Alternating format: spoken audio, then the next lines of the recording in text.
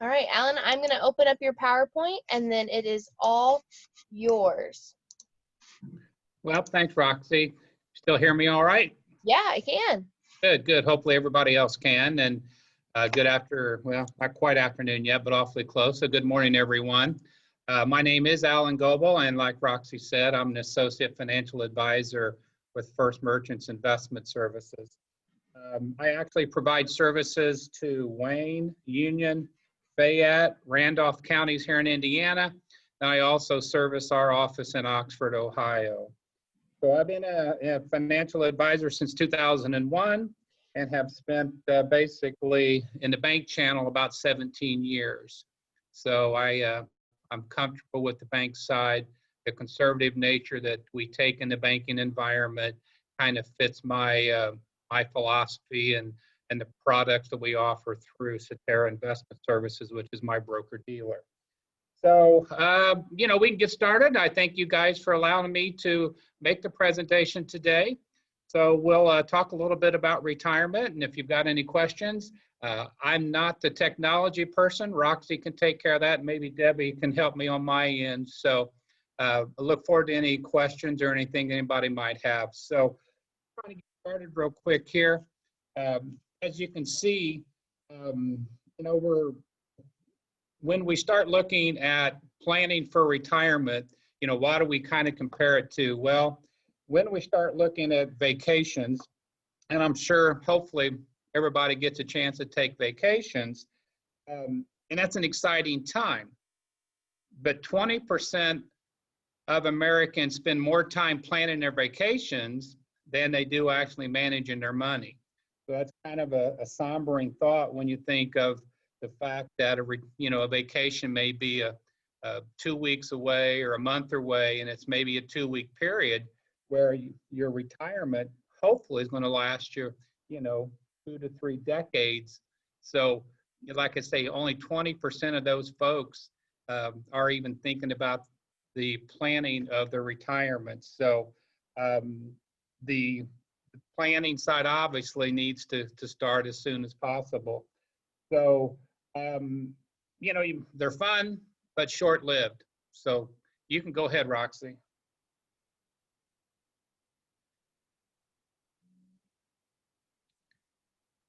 %40 of an average worker's retirement or current income might be replaced by Social Security.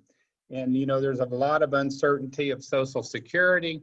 I'm a firm believer that we'll always have Social Security. Unfortunately, young folks may have to work longer for it, may get less. But the whole process is that, again, Social Security may only cover 40% of what you're making.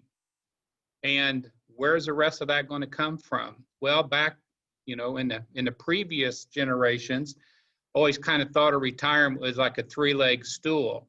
You had Social Security, you probably had some type of pension plan, or our parents did, and then they had their own money. But unfortunately, over the last several years, most pensions, if not a big percentage of them, have gone away.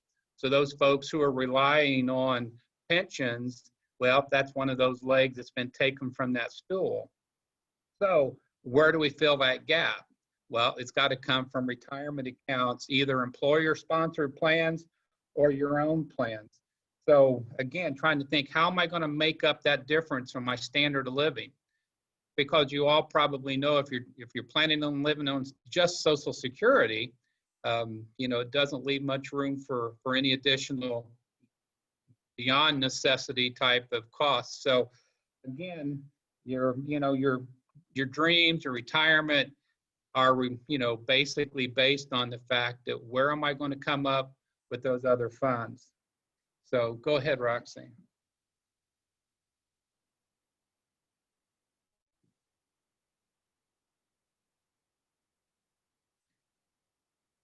So when we start looking at, and you may need to go to the next slide there, Roxy.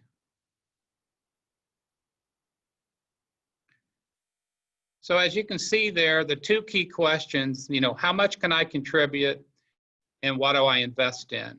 There's a lot of thought process out there about how much should I save? Some people, well, you need $1 million or what that figure happens to be. And there's a lot of calculators out there that we can use. We have calculators we use in our environment. Matter of fact, with the company I'm presenting from has a wonderful program on their website. So it's one of those things that there's really no cut and dried answer. So the good news is that most employers have some type of plan to invest in. You know, either a 401k, that's all we have in a profit environment. If you happen to work for a nonprofit company, you probably have a 403b. So, and there's different terms for those for different type of plans, government plans, corporate plans. But most of those plans, you know, that are offered through the employer for your funds and the opportunity maybe for them to even match your fund.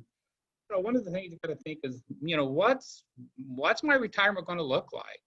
You know, do I want to travel? Do I want to have a place in Florida? Do I want to have a place in Colorado or whatever it happens to be? So when you start visualizing that, you know, how do I get there? And again, it's starting young. I sure don't know the group that we have out there. The younger you're able to start, better opportunity you have to invest for the long term. You know, when you're planning a vacation, you know, what do? We may talk to a friend. We buy guides or a travel guide or whatever it happens to be. You know, we look, you know, in today's environment, we always are looking online for opportunities, Googling out there, hey, where do I go? And so there's a lot of different opportunities when you're planning that vacation to be able to get information.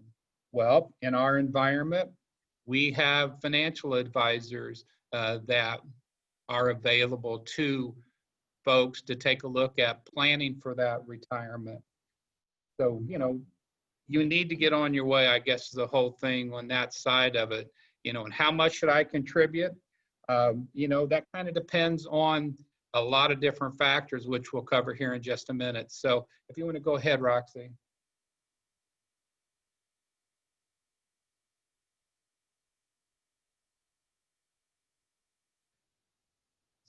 So let's talk about how much should I deposit or how much should I set back? Well, you know, a lot of us think you should put back somewhere between 10 and 15% of your salary each year to have enough to live on in retirement. You know, some people say, well, I just can't take that out of my check right now. I don't have that available to take. And, you know, we understand that people that are young, you're raising families, they're buying homes, or they're buying cars, and seems like there's all different kind of things to do, but step back. So, you know, the goal of somebody is starting younger. That way you don't have to put it, you don't have to put as much back. But again, starting, that's the most important thing. And if your company is offering in some type of plan, make sure you're taking advantage of that. Because anything that you can get, if they're making a match, any free money is a good thing. So make sure you're taking advantage of that. The other part is your employer match. Make sure you're putting enough money back to where you at least get the match from your employer. Because if they're giving you 3%, hey, I want to put back 10, that's really only 7% that you would have to put back on your own. So any more than that, hey, that's just a bonus for you. Most, you know, the process is free through your employer. They're not going to charge you a fee or anything to have a 401k or 403b. Now, obviously, there's expenses inside of those plans, but they're not going to make anything off of you using your retirement plan for your employer. So I think that's kind of that part of it. Go ahead, Roxy.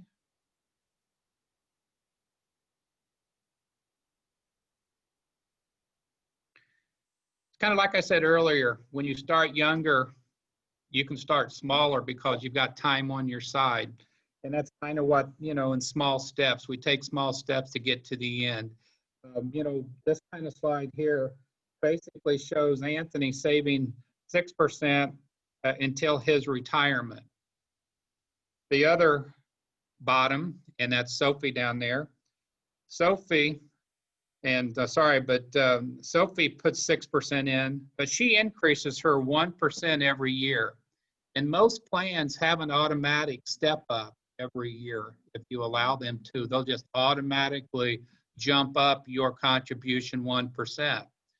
And most people don't even miss that or realize that it actually is going up. And you can kind of see over their retirement, there's an $842 difference in the withdrawal opportunity for Sophie just because she added 1% a year on that program. Now you can kind of see this is, you know, a salary of $50,000, 2% increase, 30-year accumulation. So they're using a lot of averages. They're using an 8% return average, which is fairly close, I think. But then they're also saying, I'm going to take 4% off of this when I start my income. And again, you can kind of see the difference going from $1,500 a month up to $2,300 a month. So again, that's just that much more money in retirement. So Sophie, you can go, or sorry, Roxy, you can go ahead.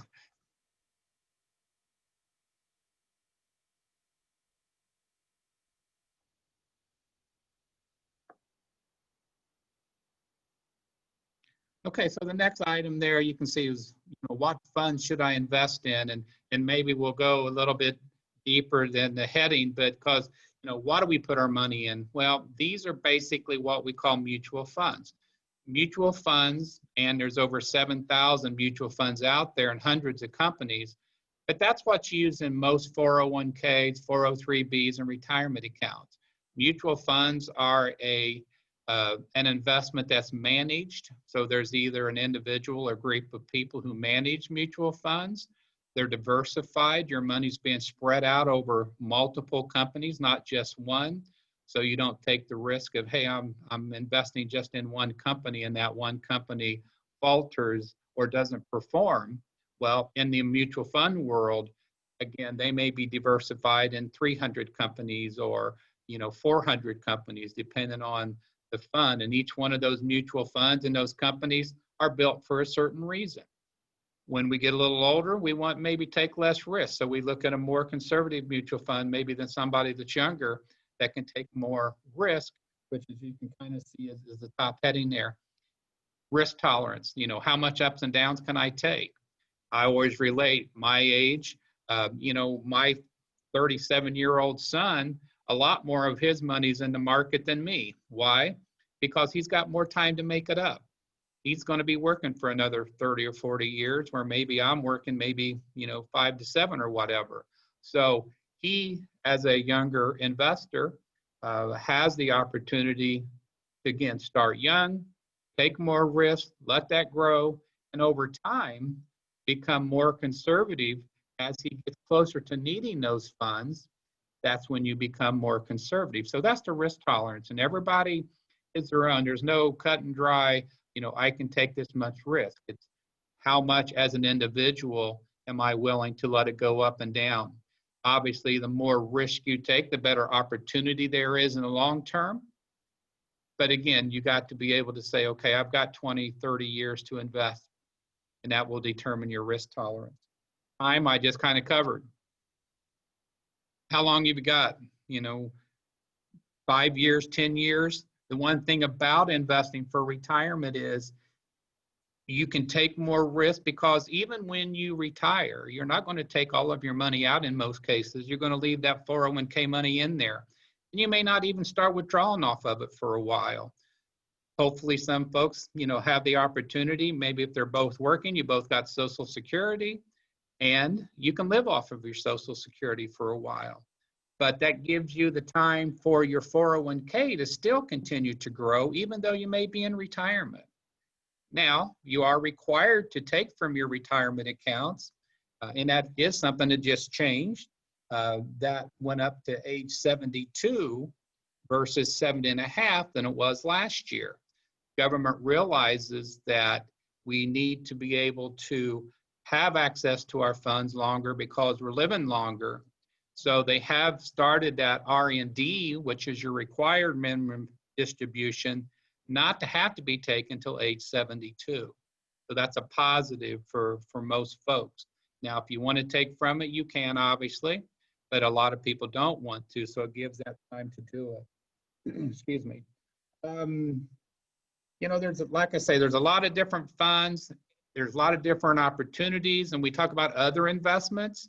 Now, in our 401ks, we pretty much have a limited option.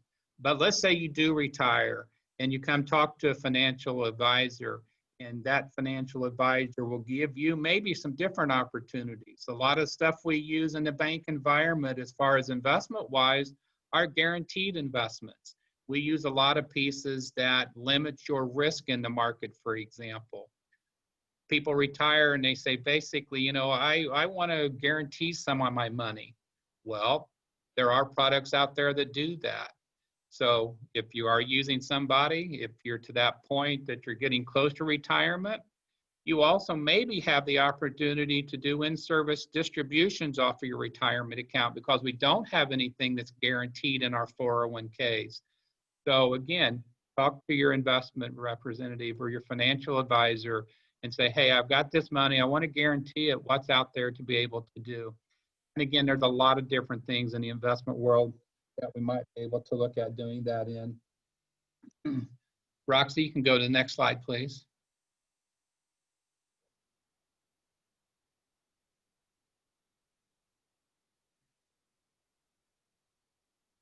So when you look at your 401k, there's a lot of different companies that offer 401ks, but all of those companies have to have what they call a target date fund. And you can see it says simplify investing. Why? Because your program for target date funds are built on when you're looking at retirement. So if you're retiring in 2030, you have a program that your 401k company has available that will let them manage your funds or your money until the time that you start retirement. So again, if it's a 2030 fund, they're going to say, okay, we're going to manage that you need to start withdrawing for that money 10 years from now. Well, there may be a target date 2050 fund for those people who are going to work longer. Well, you can kind of imagine that the 2050 fund is going to take more risk than a 2030 fund. So what it does, it eliminates you having to make decisions on your own as to how to invest inside of your plan. And they do that for you. Now, if you want to do your own investing, you obviously can do that. You can pick the pieces in your 401k plan. Your 401k plan, may have a sponsor person that comes into your organization every so often. And they may say, hey, you know, when do you plan on retiring? And they build that plan for you.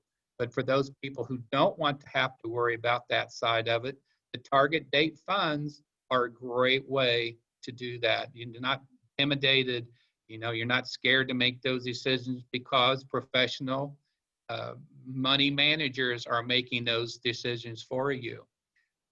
When you start looking at it, I kind of covered this, it talks about growth oriented. You know, those are more stock driven mutual funds or target date funds. And as you become closer to needing those funds, then they become more closely income oriented. So again, as we get closer to needing your funds, we want to become more conservative. And that's what income oriented investments are. They're more conservative. They don't have anything to do with the stock market. Normally where we generate our income from, because of our retirement account, we still want some to grow, but we also need to attach some of it for income. And that's that part that we do is that income oriented, that have the lower risk and the return potential. So I think we could probably go on from there, Roxy.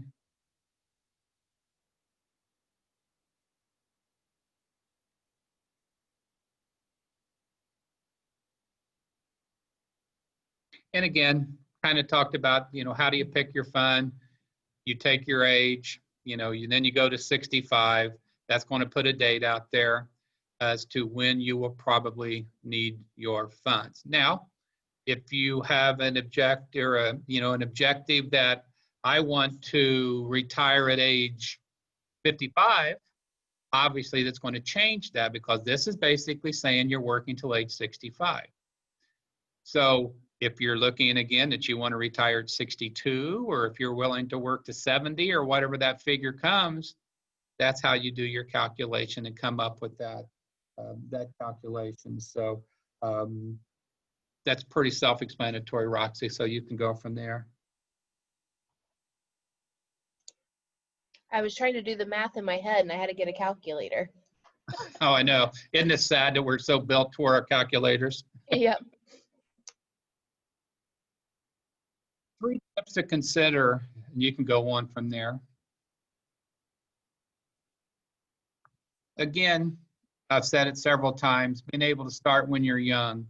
If you wait till you're age 50 to start saving for your retirement, you're probably not going to have enough time and funds to save as you would maybe when you're starting in your 30s or even your early 40s.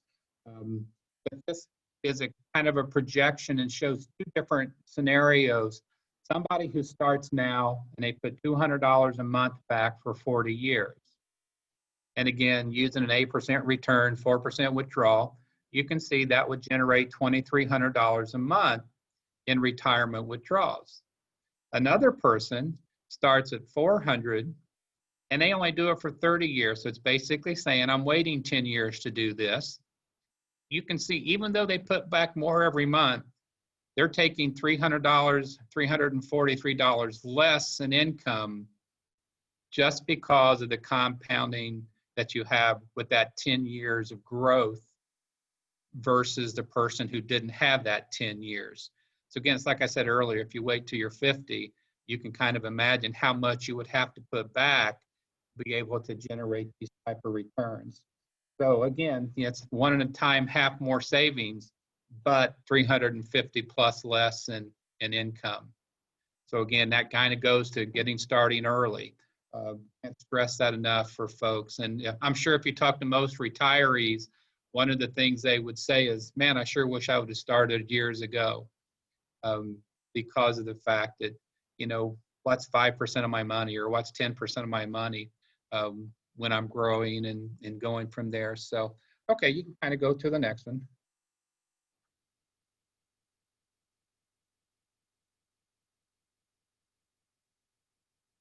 And you can kind of see this as tune out the noise. And, there's so much information out there. There's so much media presence that you got to kind of tune out all of that. Get out of the short-term mindset of, the market's down 700 points today or the market's up 600 points today, because unfortunately, that's kind of what we see in today's environment. If you listen to the news, you think everything's going to the pot real quick, and then you look down a month back and, oh, it's not as bad as I thought. So again, watching TV and watching the news, think that you're investing in the long term, not short term, and don't make decisions using short term information. If you look at the 500 largest U.S. companies, it's what we call the S&P 500. That index basically has averaged almost 10% if we look over a 50 to 70 year history.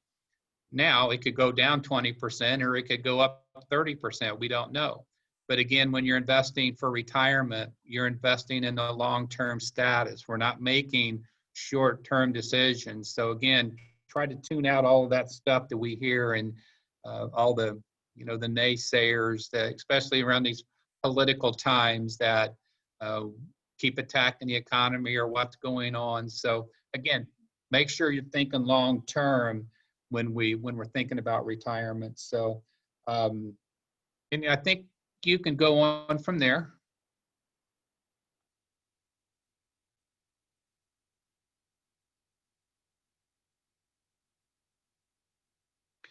I pretty much already covered this discussion actually, and you can see the S&P 500. Some people say, well, I hear that, but I really don't know what it is. The S&P 500 is basically Standard & Poor's, which is an investment firm that takes 500 large U.S. companies. Those 500 companies will drive the dollar. So this is the last 30 years, basically gone from 1989 to 2019. And you can see that $1,000 that was initially invested, nothing was ever added to it. And it's now worth $17,000 over that 20-year period.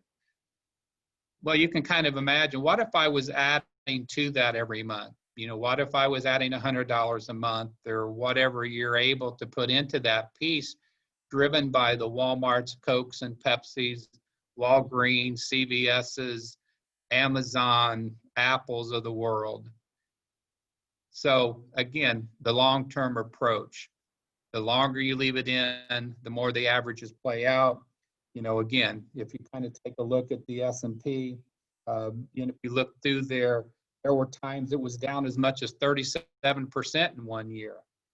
So yeah, if you'd have taken your money out, you would have lost, but those actually have recovered. There's times it's been up as much as 38%, but we can't get too excited on the highs, and you can't get too disappointed on the lows, because they will over time have averaged out, and we assume they always will average out. Again, the big picture is leaving it out there as long as you possibly can, taking advantage of diversification and letting you get financial help whenever that's available. So Roxy, you can go ahead.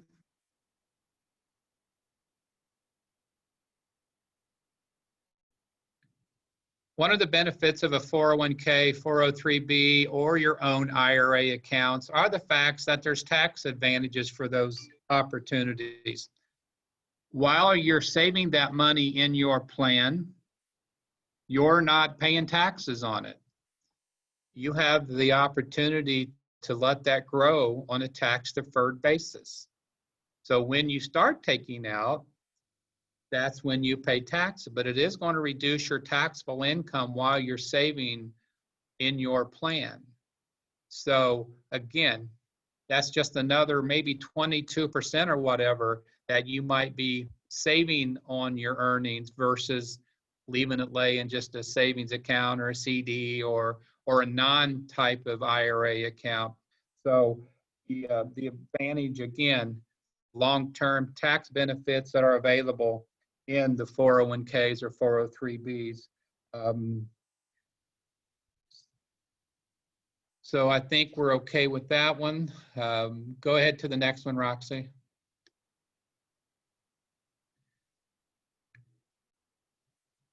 So when you start looking at your opportunities in your 401k plan, there are some companies, not all of them, but some companies have a Roth option inside of their plan.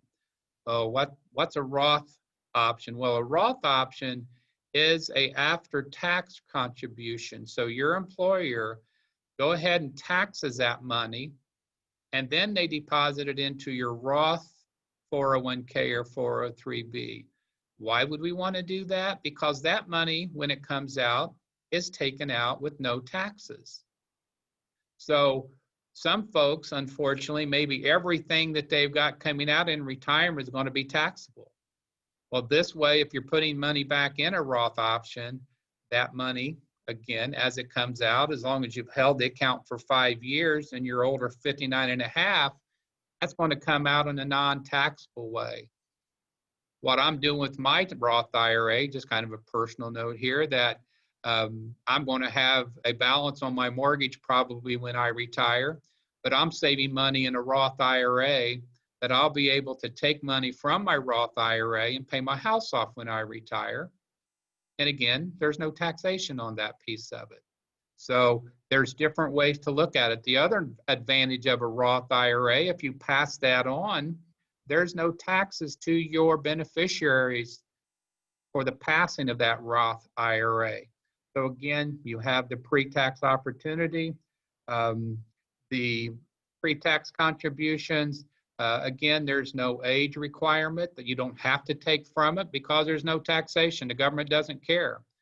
The taxable IRAs, they do care, and that's when they want their taxes. So if you have a plan internally, a Roth plan, split your money up or use a Roth. I think there is advantages both ways. So some of that, if you're in a higher tax bracket and you want the deductions, by all means use a traditional type of 401k or IRA.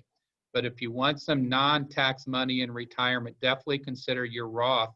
And again, you can use any type of investment inside that Roth IRA, just like you would your traditional IRA.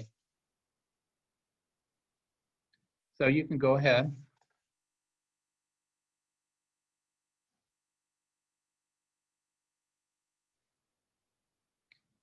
Now this slide, you can kind of compares, different types of pieces using Roth versus traditional. This is basically taking your money, doing $400 a month pre-tax, doing $300 a month Roth, excuse me, tax rate increases by 5%. You can kind of see the figures as it go across, but Sophie, using a pre-tax or traditional retirement account, she would draw $3,200 if the tax rate stays the same. And then you can also see if retirement decreases or the tax rate goes from, let's say, 22% to 15%. Who knows what our tax laws are going to be when that time comes, but these are basically the differences looking at pre-tax versus after tax. The Roth account stays the same. That James is getting $3,500 a month every month, no matter what the tax situation happens, if it increases or decreases. So again, it's just another advantage of being able to use that Roth IRA. So go right ahead, Roxy.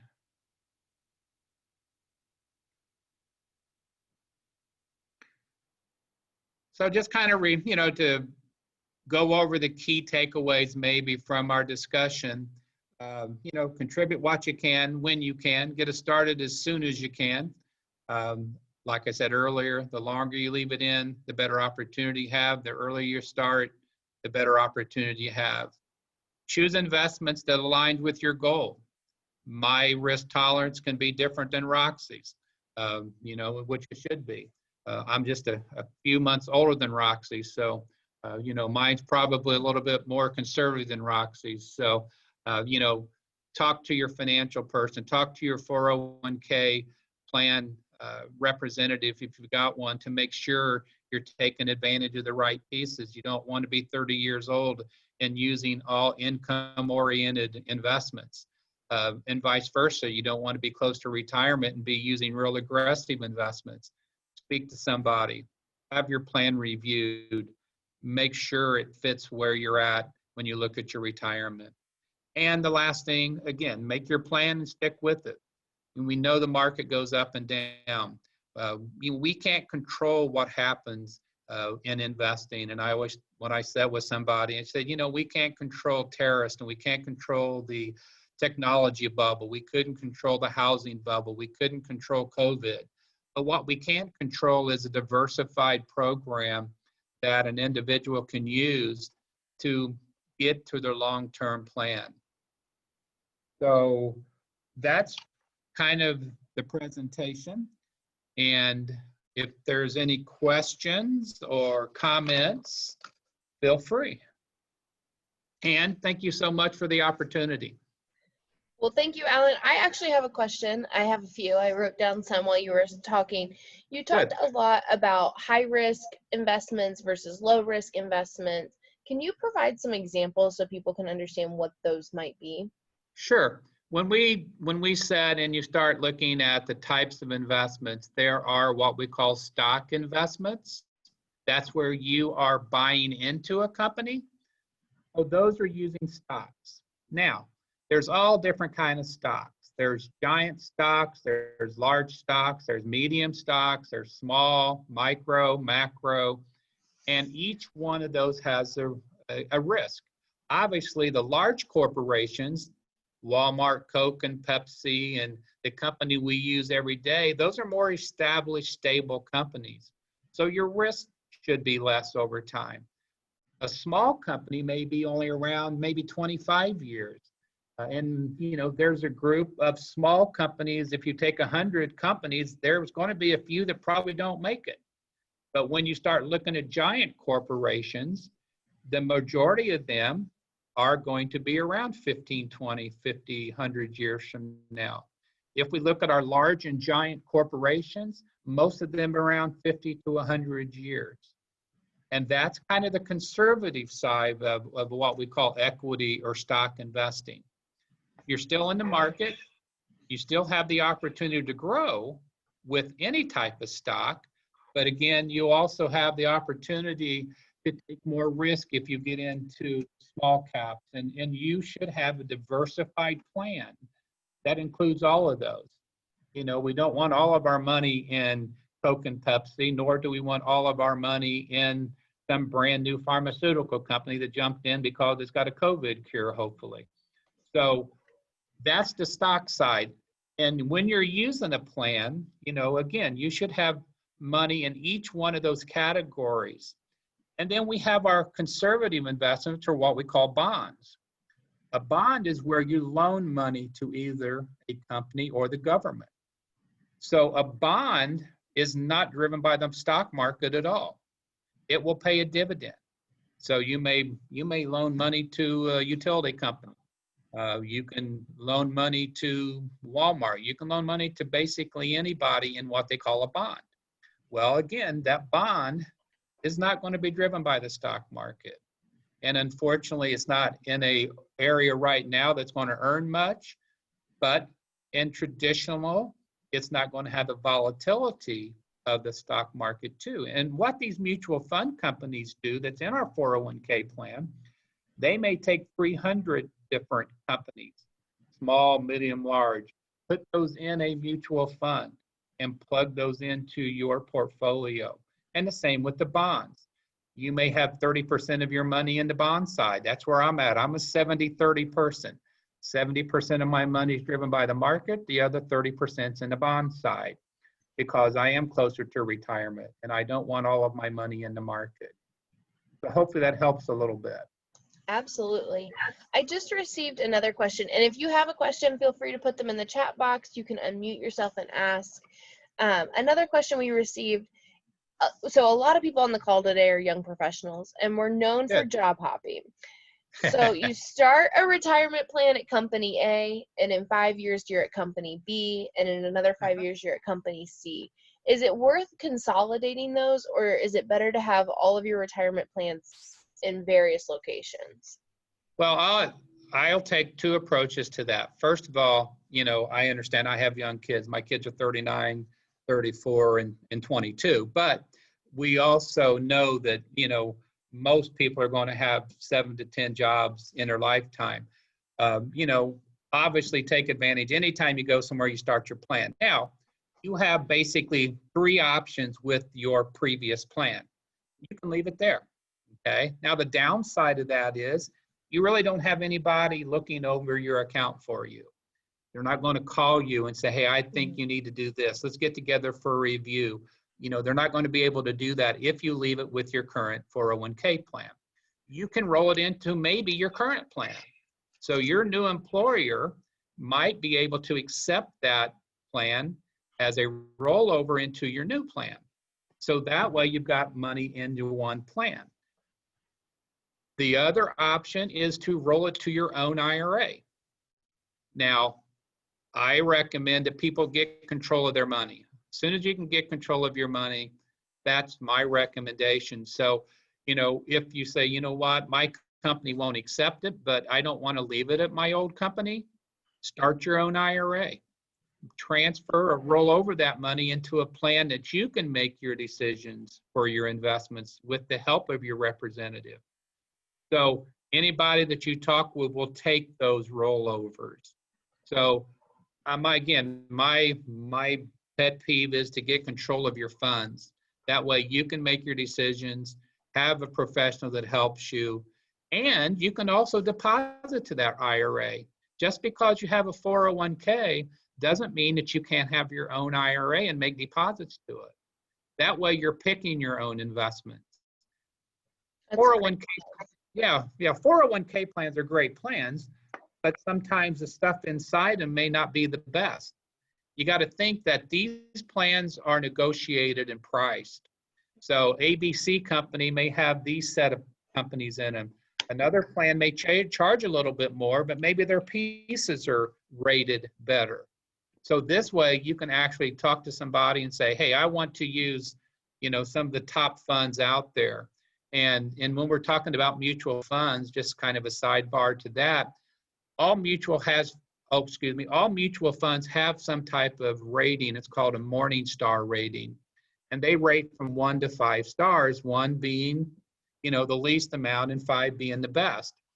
You can look at those funds and say, give me a list of the 5-star funds you use or the 4-star funds you use, because over time, those funds will have outperformed some of the 1 or 2-star funds. So hopefully that covers your question. Absolutely. Thank you. Any other questions from any of our guests today? And I think we have to legally show this slide right here. Yes, thank you for my compliance slide, my disclosure. Yes, Keeps me out of trouble. Keeps me out of trouble. Well, thank you, Alan, so much. We love having First Merchants as part of our webinar series. Like I said, we record this series and we make it available to our guests, our chamber members, as well as the Young Professional Organization. I think this is something HYPE members hear about all the time. They're interested. They know they need to talk about retirement, but this will be a great webinar for them to listen in on and ask more questions. And obviously, if they have questions, Alan, would you like to answer those in the future? Can they email you or call you? Of course. Yeah, my email is agobel@firstmerchants.com. I think that was out there somewhere. Yes, it But was. anybody who has questions, information is free. More you know, not that you're going to be an expert. I always tell people when I sell with them, it's like me doing your job. If I was to go to your job today, I wouldn't have the faintest idea what I was doing, nor should I expect my prospects and the people I'm discussing to be experts in financial information. So it's just to know that there are different opportunities out there to help me get to where I want to be. And again, thank you so much for the opportunity. No, thank you for being a sponsor and for providing us with all this information. I hope you have a great day, and thank you for joining us today. We're so excited to have had you. We'll look forward to seeing you next month when we hear from Peggy Sonova, and we'll be talking about how you figure out when you're scared of something and overcoming those fears. We're playing on the Halloween next month with the fears. So we'll see you next month for our webinar series. Have a great night.